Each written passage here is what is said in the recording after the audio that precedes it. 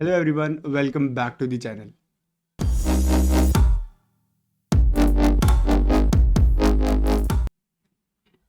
तो पिछली क्लास में हमने वर्कमैन कंपनसेशन रिजर्व की अकाउंटिंग को भी डिसोल्यूशन के अंदर देख लिया था कि वर्कमैन कंपनसेशन रिजर्व की अकाउंटिंग हमें किस तरीके से करनी है।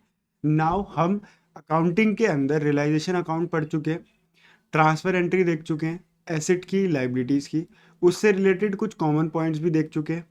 एंड वर्कमैन कंपनसेशन रिजर्व एक लाइबिलिटी के हेड के अंदर बैलेंस शीट में जो आता है रिजर्व, वर्कमैन कंपनसेशन रिजर्व, उसकी अकाउंटिंग भी हम देख चुके हैं। नाउ द पॉइंट इज कि जब ये एसेट हमने ट्रांसफर करी उसके बाद इसकी रियलाइजेशन भी करनी है, तो उस रियलाइजेशन को आज हम यहाँ पे समझेंगे इस वीडियो के अंदर कि एसेट को रियलाइज करते हैं तो किस तरीके से वो बुक्स में रिकॉर्ड होती है इन दी रियलाइजेशन अकाउंट। तो इसके अंदर हमें दो तरीके से समझना है। क्या पढ़ रहे हैं हम? Realisation of asset. हमारे एसेट दो तरीके के होते हैं, टेंजिबल एसेट और इंटेंजिबल एसेट। इतना सबको पता है कि हमारे दो तरीके के एसेट होते हैं। Tangible assets are the assets which can be seen, touched, जो हम देख सकते हैं, जिनको हम छू सकते हैं। इंटेंजिबल एसेट वो एसेट होती है which can not be seen और touched but they exist and they have some value in it.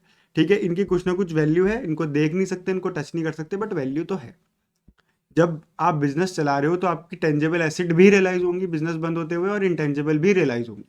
अब टेंजिबल के अंदर तीन केस है।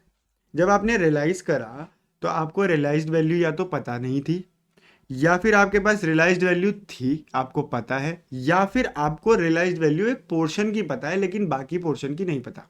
लेट्स सपोज कि मेरा ये फ़ोन है, ये बिजनेस का एक फ़ोन है, ठीक है। अब मैं इस फ़ोन की रियलाइज्ड वैल्यू पता है, इसके लेट्स सपोज इसके साथ चार्जर भी जुड़ा है, दोनों टेंजिबल है, तो मुझे इसकी तो रियलाइज्ड वैल्यू पता है लेकिन चार्जर की नहीं पता, या फिर मुझे दोनों की पता है या मुझे पता ही नहीं है।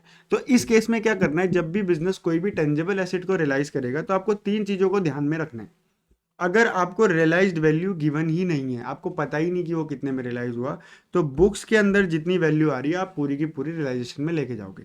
आपने बुक्स से उसको ट्रांसफर करा, आपने ट्रांसफर एंट्री करी, आपने जितने पे ट्रांसफर एंट्री करी, लेट्स सपोज 10,000 पे करी, तो आप उसको रियलाइज भी 10,000 पे ही करोगे। अगर आपको रियलाइज्ड वैल्यू गिवन है तो सिंपल है, अगर आपको पता है आपने कितने में बेचा तो आप रियलाइज्ड वैल्यू ही मानोगे। तो if realised value is given, realised value is equals to realised value. अगर realised value is not given, realised value is equals to book value. अगर रियलाइज्ड वैल्यू एक पार्ट की गिवन है, लेट्स सपोज आपके पास बहुत बड़ी मशीनरी है और उसके एक पोर्शन की ही आपको रियलाइज्ड वैल्यू पता है, बाकी पूरी मशीनरी की नहीं पता, तो सिंपल है ना, जिसकी पता है उसकी रियलाइज्ड वैल्यू, जिसकी नहीं पता उसकी बुक वैल्यू। तो टेंजिबल एसेट के सिंपल से केस हैं, या तो रियलाइज्ड वैल्यू पता होगी, या तो नहीं पता होगी, या फिर एक पार्ट की पता होगी। अगर नहीं पता तो बुक वैल्यू को रियलाइज्ड वैल्यू मानेंगे, अगर पता है तो रियलाइज्ड वैल्यू को ही रियलाइज्ड वैल्यू मानेंगे। एंड अगर एक पार्ट की पता है तो जिस पार्ट की पता है उसकी रियलाइज्ड वैल्यू, जिसकी नहीं पता उसकी बुक वैल्यू को हम रियलाइज्ड वैल्यू मान लेंगे। यहाँ तक क्लियर? अब इंटेंजिबल एसेट के भी सेम केस है, या तो रियलाइज्ड वैल्यू गिवन होगी या फिर नॉट गिवन होगी। तो अगर गिवन है, सिंपल सा केस, तो realised value is equals to realised value. और अगर गिवन नहीं है दैट मीन्स नॉट रियलाइज्ड, उसको नॉट रियलाइज की कैटेगरी में डाल दोगे, उसका कुछ हुआ ही नहीं, बस वो ट्रांसफर हुआ, ट्रांसफर होकर खत्म हो जाएगा, उसके अलावा उसकी कोई भी रियलाइज वैल्यू की एंट्री हमें नहीं करनी है। क्या आपको समझ आया कि एसेट्स को रियलाइज किस तरीके से करना है? दो एसेट्स, इंटेंजिबल, टेंजिबल। टेंजिबल के अंदर रियलाइज्ड वैल्यू अगर गिवन है तो रियलाइज्ड वैल्यू को ही लेंगे, नहीं गिवन है तो बुक वैल्यू को लेंगे। पार्ट की गिवन है तो पार्ट में रियलाइज्ड एंड पार्ट में बुक वैल्यू। इंटेंजिबल में अगर गिवन है तो रियलाइज्ड वैल्यू को लेंगे, अगर गिवन नहीं है तो हम कुछ भी नहीं लेंगे। इससे रिलेटेड एक इलस्ट्रेशन करते हैं ताकि आपको और क्लियरिटी हो जाए। Past journal entries for the following transaction on dissolution of the firm partner A and B after assets and outside liabilities are transferred to realization account. This is important. आपके paper में आ सकता है question कि आपको करना है, आपके transfer के बाद एंट्रीज मारनी है कि आपकी बुक्स में ट्रांसफर हो चुकी है एसेट्स एंड लाइबिलिटीज। अब क्या होगा? तो पहली है, ए टुक 50% of the stock at discount of 20%। Stock in the balance sheet before dissolution was 4 lakh. दोबारा से बोलता हूँ, ए ने 50% स्टॉक ले लिया डिस्काउंट पे 20% के, स्टॉक डिसोल्यूशन के टाइम 4 लाख रुपए का था।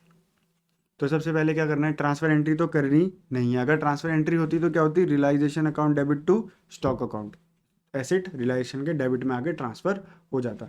अब ए ने उसको ले लिया है 50% स्टॉक को, तो 4 लाख को अगर मैं 50% करूँ, 4 लाख का 50% यानी कि डिवाइड बाय 2 करूँ, तो मेरा 2 लाख आएगा। एंड 2 लाख रुपए के स्टॉक को उसने 20% के डिस्काउंट पे लिया, यानी कि 40,000 इसमें से माइनस हो जाएगा, तो 1,60,000 पे लिया। तो यहाँ पे एंट्री बनेगी A's capital account debit to realisation account 50% of the stock taken by A at 20% discount. ठीक है, क्लियर है इतनी बात? मैं आपको एंट्रीज पढ़ा चुका हूँ पहले ही, कि जब एसेट रियलाइज होगी तो क्या एंट्री करनी है, मैं लिखा चुका हूँ ऊपर। और बाकी का जो 2 लाख है वो बैंक में रियलाइज हो जाएगा। Bank account debit to realisation account 50% of the asset realise at book value. अब आपको 50% एसिड की रियलाइजेशन वैल्यू गिवन थी कि वो 20% पे ले गया, लेकिन 50% की रियलाइज वैल्यू गिवन नहीं थी, तो आपने क्या माना कि जितनी बुक वैल्यू है उतनी ही रियलाइज वैल्यू हो जाएगी। यहाँ पे आपको रियलाइज वैल्यू गिवन थी, रियलाइज वैल्यू गिवन, यहाँ पर आपको realise value not given. Clear है इतनी बात? अब चलते हैं अगले पॉइंट पे। अगला पॉइंट क्या कहता है इस क्वेश्चन का, debtors are 2,64,000, provision for doubtful debt is 24,000, 48,000 of the debtors were not receivable. 2,64,000 में से 24,000 प्रोविजन फॉर डाउटफुल डेट हो गए, और 48,000 का मुझे पता है कि उसको हमें मिलना ही नहीं है। ठीक है, तो प्रोविजन भी साथ के साथ ट्रांसफर होता है। अब ट्रांसफर एंट्री तो हम कर नहीं रहे, हम तो सिर्फ रिलाइज एंट्री करें क्योंकि ट्रांसफर हो चुकी है ऑलरेडी। तो एसेट से रिलेटेड एक पॉइंट था कि अगर कोई भी एसेट से रिलेटेड कोई प्रोविजन या रिजर्व है तो वो एसेट के साथ ही ट्रांसफर हो जाएगा। तो अगर ट्रांसफर एंट्री करनी होती तो ट्रांसफर एंट्री क्या होती, realisation account debit to debtors, asset की रियलाइजेशन वो ट्रांसफर एंट्री, और provision for doubtful debt to realisation ये प्रोविजन की ट्रांसफर एंट्री। लेकिन ये हमें इस क्वेश्चन में करनी नहीं है, हमें रियलाइजेशन की एंट्री करनी है। तो वो बोल रहा है कि 2,64,000 में से 48,000 नॉट रिसीवेबल, तो पहले ही हटा दो कि ये हमें रिसीव होने ही नहीं है। हमें रियलाइज्ड वैल्यू गिवन है कि 264 में से 216 ही मिलेंगे, तो रियलाइज्ड वैल्यू इज गिवन। 48,000 नहीं मिलने वाले, और 264 में से 48 हटा दो, बाकी आपको मिल जाएंगे। तो cash account debit to realisation account 2,16,00,000। चलते हैं अगले पॉइंट पे। Furniture transfer to realisation account was 50,000। जो ट्रांसफर हुआ था फर्नीचर वो 50,000 का था। तो अगर आपको रियलाइजेशन वैल्यू या रियलाइज वैल्यू गिवन ही नहीं है तो कैश अकाउंट डेबिट या bank account debit to realisation 50,000, realise value not given, तो आप बुक वैल्यू पे ही ट्रांसफर कर दोगे। लैंड, अभी तक जितनी भी एसिड की हमने बात करी है सारे की सारी एसिड हमारी टेंजेबल एसिड है। ठीक है, land and building realised 88 lakh against book value of 5 lakh. तो 5 लाख की लैंड एंड बिल्डिंग 8 लाख का अमाउंट दे रही है, तो रियलाइज वैल्यू गिवन है ना, तो आप किस पे रियलाइज करोगे, 8 लाख पे। तो कैश और bank account debit to realisation 8 lakh. अगर ट्रांसफर करनी होती एंट्री तो realisation to land and building 5 lakh पे ट्रांसफर होती, लेकिन आपको ट्रांसफर एंट्री नहीं करनी, आपको सिर्फ रियलाइजेशन की एंट्री करनी है। अगला पॉइंट कहता है machinery transfer to realisation account was 6 lakh which was given to creditor at a discount of 20% in the settlement. अब मैंने आपको एक पॉइंट बताया था कि अगर अगर नहीं भी बताया होगा तो याद रखना, अगर किसी भी एसेट को किसी लाइबिलिटी को सेट ऑफ करने के लिए हम देते हैं तो वहाँ पे कोई भी जर्नल एंट्री पास नहीं होती। अगर मेरी एक लाइबिलिटी है उसको मैं एक एसेट दे देता हूँ और दोनों को सेटल कर देता हूँ तो वहाँ पे कोई भी एंट्री पास नहीं होगी। तो for realisation there will be no journal entry. क्यों? क्योंकि मेरी एक लाइबिलिटी थी, मुझे क्रेडिटर को पे करना था। मैं क्या करता हूँ, मैं एसेट उसको दे देता हूँ। कहीं ना कहीं मैं एसिड सेल करता, पैसे आते, फिर लाइबिलिटी पे करता। इससे अच्छा क्या है, मैंने एसिड उठाई और पूरी की पूरी लाइबिलिटी वाले को दे दी, क्रेडिटर को दे दी, तो मेरा एसिड लाइबिलिटी दोनों नॉक ऑफ हो गया। ठीक है, investment transfer to realisation account वो 60,000, फिर से वही सेम इन्वेस्टमेंट 60,000 पे ट्रांसफर हुई तो रियलाइज भी 60,000 पे हो जाएगी। अब आते हैं इंटेंजिबल एसिड पे। Goodwill transfer to realisation account was 1 lakh रुपए। क्या आपको गुडविल की रियलाइज्ड वैल्यू गिवन है? क्या आपको गुडविल की रियलाइज्ड वैल्यू गिवन है? Goodwill is what? Goodwill is what? Goodwill is your intangible asset.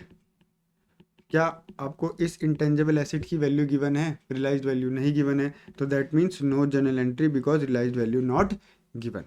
अगर आपको रियलाइज्ड वैल्यू गिवन है, जैसे अगला पॉइंट कहता है patents of book value 50,000 realised 25,000।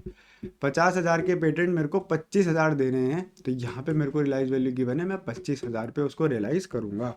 Cash और bank account debit to realisation account 25,000 25 1000। Last point is accrued income and prepaid expenses in balance sheet before transfer to realisation account were 50,000 and 20,000 respectively. फिर कोई realise value नहीं given, accrued income की भी, prepaid expenses की भी कोई realise value नहीं given. Prepaid expenses मेरे एसेट हैं, एक्रूड इनकम मेरी एसेट है, कोई नहीं गिवन, तो no journal entry because realise value is not given. तो आपको ध्यान रखना है, आपको बस ये चार्ट याद रखना है। मैं वापस से ये चार्ट एक बार आपको स्क्रीन पे दिखा देता हूँ। आपको ये चार्ट याद रखना है, अगर आपको रियलाइजेशन वैल्यू एसेट की गिवन है तो आप बुक वैल्यू को रियलाइज वैल्यू मानोगे, अगर नहीं गिवन तो आप रियलाइज वैल्यू को रियलाइज वैल्यू मानोगे, अगर नहीं गिवन तो बुक वैल्यू को रियलाइज वैल्यू मानोगे, गिवन है तो रियलाइज वैल्यू को रियलाइज वैल्यू मानोगे। अगर पार्ट गिवन है तो आप पार्ट की रियलाइज वैल्यू को मानोगे और बाकी का पार्ट बुक वैल्यू मानोगे।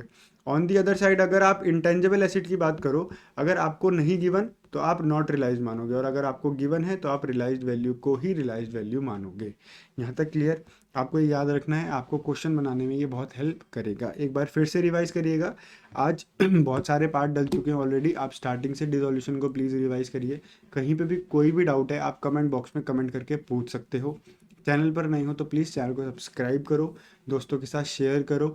ऐसे ही और रिवीजन वीडियोस आपके लिए मैं लेके आता रहूँगा। Thank you for watching this video. Stay connected, stay fit and stay happy. जय हिंद।